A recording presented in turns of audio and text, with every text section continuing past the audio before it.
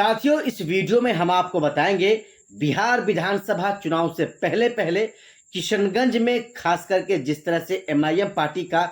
Graph मजबूत हो रहा है, एमआईएम पार्टी का जो संगठन है जिस प्रकार से काम कर रहा है दोस्तों, इंशाअल्लाह 2025 में आप देखेंगे जब रिजल्ट सामने आएगी तो आप देखेंगे कि जिस तरह से 2020 में 5 ओवैसी के विधायक बने थे, ठीक इंशाअल्लाह वैसा ही कुछ रिजल्ट आपको इस बार भी यानी 2025 को देखने को मिल सकता है। दोस्तों, उसी के बारे में हम पूरी जानकारी आपको इस वीडियो के अंदर एक एक करके देने वाले हैं, लेकिन उससे पहले हम आपसे एक छोटा सा रिक्वेस्ट करेंगे। अगर आपने अभी भी हमारे चैनल को सब्सक्राइब नहीं किया है तो सबसे पहले आप हमारे चैनल को सब्सक्राइब कर लें, क्योंकि दोस्तों चुनाव का माहौल है और चुनाव संबंधित हम तमाम पार्टियों की तरफ से जो नई नई चीजें निकलकर सामने आएंगी वो हम आप तक लाते रहे हैं और इंशाअल्लाह वीडियोस के माध्यम से लाते रहेंगे। साथियों, इस वीडियो में हम आपको बताएंगे और खुलकर बताएंगे कि खास करके बिहार का सीमांचल और सीमांचल के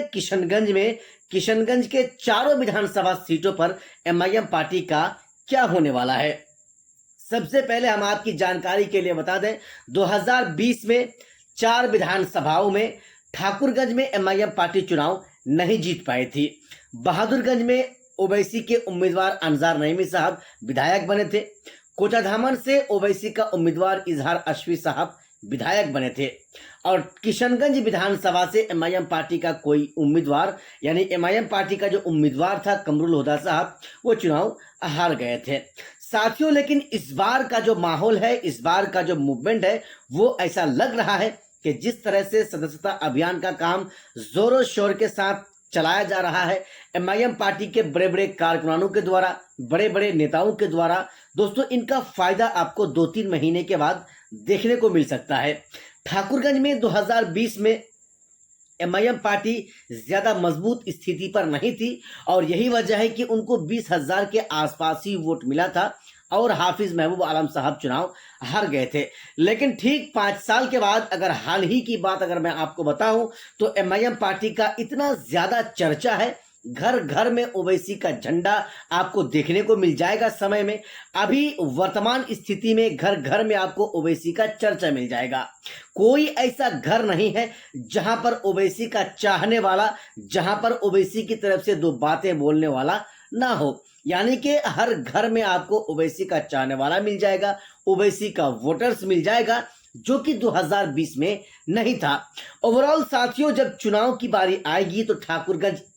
विधानसभा में एमआईएम पार्टी का चाहे कोई भी उम्मीदवार हो जाए, मैं ये नहीं कह रहा हूं कि एमआईएम पार्टी की तरफ से कौन चुनावी मैदान में आ रहे हैं, मैं आपको ये कह रहा हूं कि जो भी चुनावी मैदान में आएगा, जो उम्मीदवार होगा, उनके लिए सुनहरा मौका 2025 में देखने को मिल रहा है। क्योंकि जिस तरह से लोग ओवैसी की बातों को एक दूसरे तक फैला रहे हैं, एक दूसरे तक पहुंचा रहे हैं, साथियों चाहे कोई भी उम्मीदवार हो, फायदा तो उनके उम्मीदवार को ही मिलने वाला है। वहीं दोस्तों दूसरी तरफ हम आपको अगर बताएं, बहादुरगंज विधानसभा में तो ओवैसी ने तौसीफ आलम साहब को अपना उम्मीदवार घोषित कर दिया है। आप जानते होंगे जब तौसीफ आलम साहब एमआईएम पार्टी ज्वाइन किए उसके बाद ही एक बहुत बड़ा सभा बहादुरगंज के कॉलेज मैदान में हुआ था,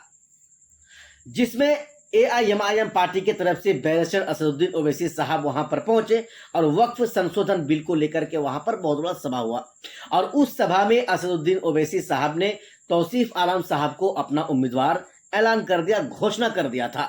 उसके बाद से जो ओवैसी का जो चाहने वाला था, ओवैसी के जो मानने वाला था, वो अब भी ओवैसी के साथ जुड़े हुए हैं, तौसीफ आलम साहब के साथ जुड़े हुए हैं। 2020 में अनजार नईमी साहब वहां से विधायक बने थे और विधायक बनने के कुछ महीने के बाद तकरीबन 1-1.25 साल के बाद वो आरजेडी पार्टी में जाकर शामिल हो गए थे। तब से एमआईएम पार्टी का वहां पर कोई झंडा उठाने वाला मजबूत दावेदार नहीं था और ओवैसी के साथ, ओवैसी के पास एमआईएम पार्टी का सदस्यता लेने के बाद ओवैसी ने उनको ही यानी तौसीफ आलम साहब को ही वहां से उम्मीदवार का ऐलान कर दिया। साथियों, इस वीडियो में हम आपको एक चीज ये भी बताने वाले हैं कि किशनगंज विधानसभा सीट को छोड़ दें तो ठाकुरगंज, बहादुरगंज और कोचाधामन, इन तमाम सीटों में एमआईएम पार्टी के लिए सुनहरा मौका है और जिस तरह से एमआईएम पार्टी का चर्चा चल रहा है, जिस तरह से ओवैसी की बातों को एक दूसरे तक पहुंचाया जा रहा है, इंशाल्लाह आप देखेंगे कि एमआईएम पार्टी कामयाबी यहां पर एमआईएम पार्टी को जरूर मिलेगी और जो भी उम्मीदवार चुनावी मैदान में होगा वो इंशाल्लाह चुनाव जरूर जीतेगा और चुनाव जीतने के बाद बिहार विधानसभा जरूर पहुंचेगा।